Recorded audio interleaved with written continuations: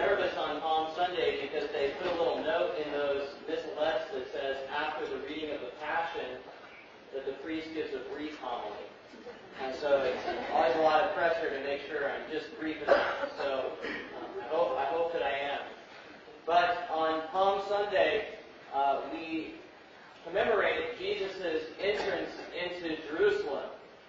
And Jesus enters in on a donkey, on an ass. And St. John Vianney, his favorite joke was, he said that if Samson could kill 2,000 Philistines with just the jawbone of an ass, imagine, he points to himself, what could he do with a whole ass?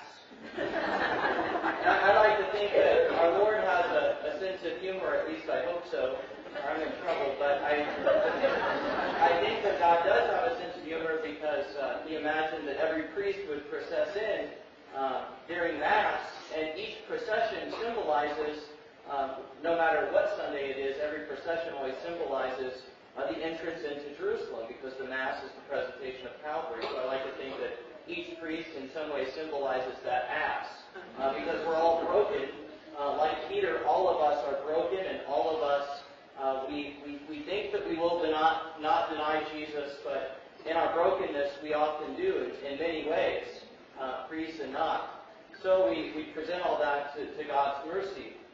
But this Sunday, particularly Palm Sunday, I want to reflect on the beginning part of that narrative that we read, the Passover narrative, the Passion narrative, just the beginning part where the woman is mentioned with the alabaster jar, and you're thinking, well, if you're just going to focus on the beginning, why did we read that whole thing? But in the very beginning, this anonymous woman brings in this alabaster jar full of perfumed oil. And at first glance, this doesn't look very significant because perfume and cologne are pretty readily available to us, but it wasn't so in the ancient world. I remember reading one of the Catholic blogs that I follow. On the side of this blog, it had an advertisement for the cologne of Pope Leo IX. And I thought, I must have that. Leo IX. What would it smell like? So I bought 50 jars, which is only like $10 or something. And I thought, oh, it'll make neat presents, because it has a little inscription on the back of it. And it really was specially blended just for him, and it was his blend. And then when it came in the mail, I was real excited, and I opened it up, and I sprayed it on myself.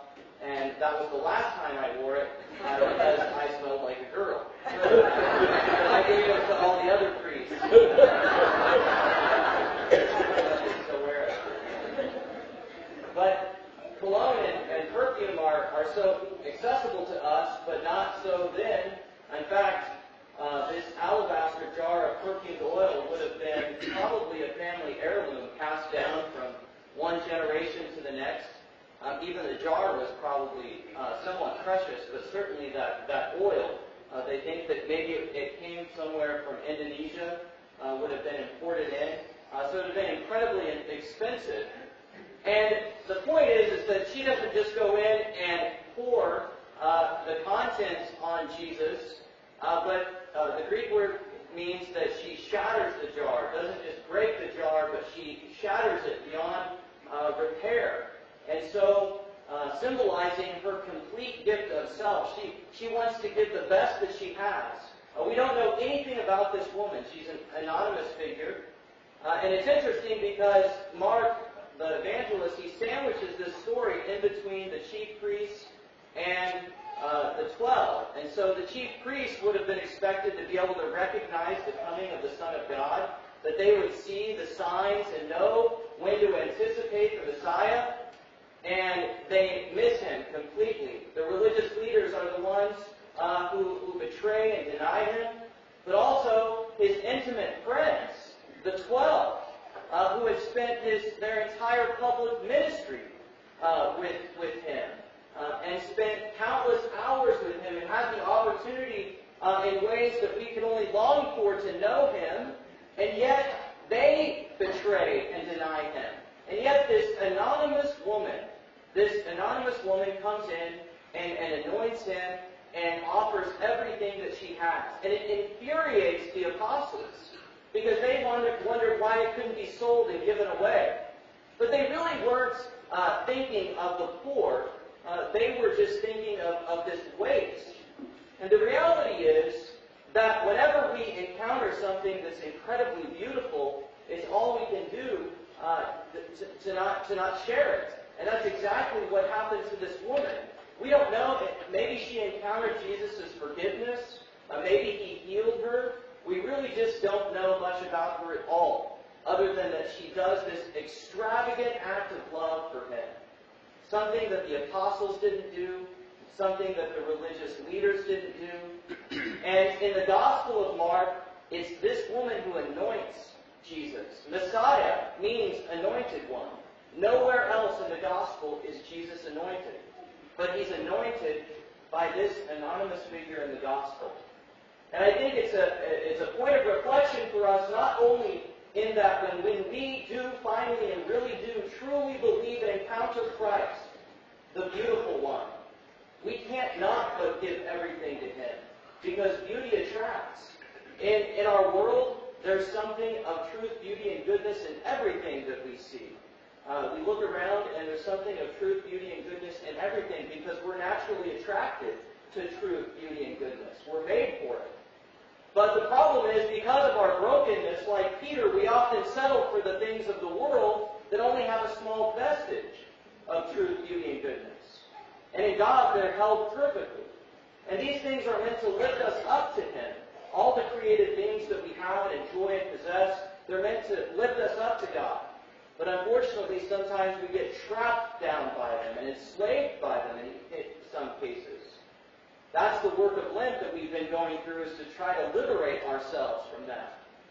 So this woman represents the gift of self that we want to make to Jesus. But also, she represents the fact that it's oftentimes people we least expect who breaks into our life and says something or does something that changes the course of our life. We often think that it's a heroic moment when we're going to ever have an effect on someone. That's really not the case. Oftentimes, it's when we least expect it. And it's the person we would least expect that makes a difference. And it's the same for us. Something that we can say that might have no impact whatsoever, or at least we think, might change the course of someone's life. There are homilies when I preach them and I think, that is the worst homily in the world. And I don't know how to land this thing. I don't know how to end it. It's not the one today, but anyway, I'm thinking, I don't know how to stop this, and I just want it to be over because it's so bad. And then afterwards, someone will say, wow, Father, thank you very much for that homily. And I thought, wow, that was the worst homily I've ever given. But somehow it touched that person. Sometimes the things that we do or say that we least expect make a big difference. And that's the anonymous figure that all those things represent for us today in the gospel. Giving our best to Christ and making a difference for others, even when we don't think that we have what it takes to do so.